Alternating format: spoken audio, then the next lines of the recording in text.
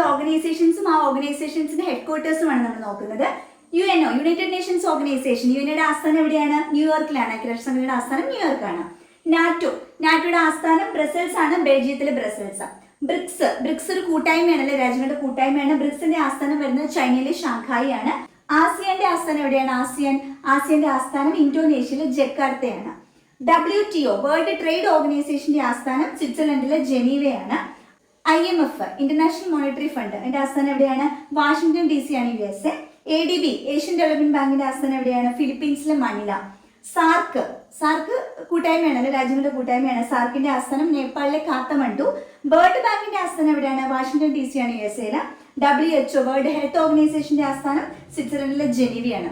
അപ്പൊ ജനീവ ആസ്ഥാനമായിട്ട് വരുന്ന രണ്ട് ഓർഗനൈസേഷൻസ് ഉണ്ട്.